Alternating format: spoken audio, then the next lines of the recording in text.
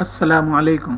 Learn with Ammar Khan YouTube channel پر فضائل اعمال منتخب احادیث ہم آپ کو پڑھ کر سناتے ہیں تاکہ جو حضرات پڑھنا نہیں جانتے وہ ان کتابوں سے فیض یاب ہو سکیں۔ آج ہم آپ کو فضائل اعمال پڑھ کر سنائیں گے۔ حضرت ابو ہریرہ رضی اللہ عنہ، حضرت ابو سعید رضی اللہ عنہ دونوں حضرات اس کی گواہی دیتے ہیں کہ ہم نے حضور صلی اللہ علیہ وسلم سے سنا، ارشاد فرماتے تھے کہ جو جماعت اللہ کے ذکر میں مشغول ہو، فرشتے اس جماعت کو سب طرف سے گھیر لیتے ہیں اور رحمت ان کو ڈھانک لیتی ہے اور سکینہ ان پر نازل ہوتی ہے۔ سکینہ مطلب سکون۔ اور اللہ جل شانہ ان کا تذکرہ اپنی مجلس میں تفاخر کی طور پر فرماتے ہیں۔ حضرت ابو ذر رضی اللہ عنہ نبی اکرم صلی اللہ علیہ وسلم کا ارشاد نقل کرتے ہیں کہ میں تجھے اللہ کے تقوی کی وصیت کرتا ہوں کہ تمام چیزوں کی جڑ ہے۔ اللہ کے تقوی کی وصیت کرتا ہوں کہ تمام چیزوں کی جڑ ہے، اور قرآن شریف کی تلاوت اور اللہ کے ذکر کا اہتمام کر، اس سے آسمانوں میں تیرا ذکر ہوگا اور زمین میں نور کا سبب بنے گا۔ اکثر اوقات چپ رہا کر کہ بھلائی بغیر کوئی کلام نہ ہو، یہ بات شیطان کو دور کرتی ہے اور دین کے کاموں میں مددگار ہوتی ہے۔ زیادہ ہنسی سے بچتا رہا کر، اس سے دل مر جاتا ہے اور چہرے کا نور جاتا رہتا ہے۔ کہ میری امت کی فقیری یہی ہے کہ مسکینوں سے محبت رکھنا، ان کے پاس اکثر بیٹھتے رہنا اور اپنوں سے کم حیثیت لوگوں پر نگاہ رکھنا، اور اپنے سے اونچے لوگوں پر نگاہ نہ کرنا کہ اس سے اللہ کی ان نعمتوں کی ناقدری پیدا ہوتی ہے جو اللہ تعالیٰ نے تجھے عطا فرمائی ہے۔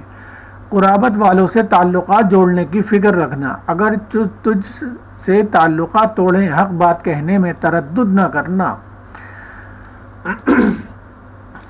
گوئے کہ کسی کو کڑوی بات لگے، اللہ کے معاملے میں کسی کی ملامت کی پرواہ نہ کرنا۔ تجھے اپنی عیب بینی دوسروں کے عیوب پر نظر نہ کرنے دے، اور جس عیب میں خود مبتلا ہو اس میں دوسروں پر غصہ نہ کرنا۔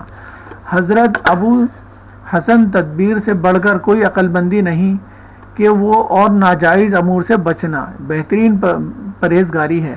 خوش خلقی کے برابر کوئی شرافت نہیں۔ حدیث میں آتا ہے کہ حق تعالی شانہ نے جنت کو بنایا تو حضرت جبرائیل علیہ السلام کو ارشاد ہوا، اس کو دیکھ کر آؤ۔ انہوں نے آ کر عرض کیا، یا اللہ، آپ کی عزت کی قسم، جو شخص بھی اس کی خبر سن لے گا اس میں جائے بغیر نہیں رہے گا۔ یعنی لذتیں اور راحتیں، فرحتیں، نعمتیں جو قدر اس میں رکھی گئی ہیں، اس کے سننے اور یقین آ جانے کے بعد کون ہوگا جو اس میں جانے کی انتہائی کوشش نہ کرے گا۔ اس کے بعد حق تعالی شانہ نے اس کو مشقتوں سے ڈھانک دیا۔ نمازیں پڑھنا، روزے رکھنا، حج کرنا وغیرہ وغیرہ اس پر سوار کر دیے کہ ان کو بجا لاؤ تو جنت میں جاؤ۔ پھر حضرت جبرائیل علیہ السلام کو ارشاد ہوا کہ اب دیکھو۔ انہوں نے عرض کیا، اب تو یا اللہ مجھے اندیشہ ہے کوئی اس میں جا ہی نہ سکے گا۔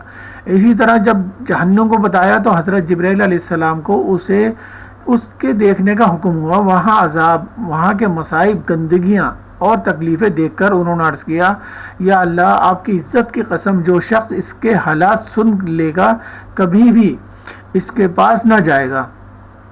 حق سبحانہ و تقدس نے دنیا کی لذتوں سے اس کو ڈھانک دیا۔ زنا کرنا، شراب پینا، ظلم کرنا، احکام پر عمل نہ کرنا وغیرہ وغیرہ کا پردہ اس پر ڈال دیا۔ پھر ارشاد ہوا، اب دیکھو۔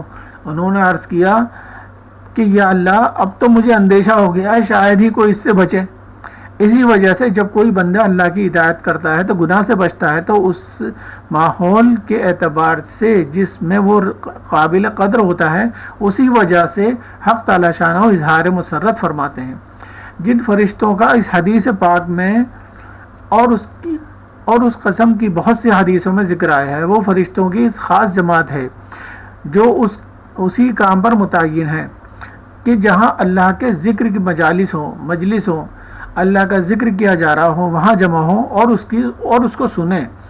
چنانچہ ایک حدیث میں ارشاد ہے کہ فرشتوں کی ایک جماعت متفرق طور پر پھرتی رہتی ہے پورا آسمان و زمین پر، اور جس جگہ اللہ کا ذکر سنتی ہے وہ اپنے ساتھیوں کا آواز دیتی ہے کہ آ جاؤ، اس جگہ تمہارا مقصد اور غرض موجود ہے، اس جگہ تمہارا مقصود اور غرض موجود ہے. پھر ایک دوسرے پر جمع ہوتے رہتے ہیں حتیٰ کہ آسمان تک ان کا حلقہ پہنچ جاتا ہے. سبحان اللہ و بحمدہ، سبحان اللہ العظیم. اللہ تعالی ہمیں اپنے ذکر کرتا ذکر کثرت سے ذکر کرنے والا انسان بنا دے.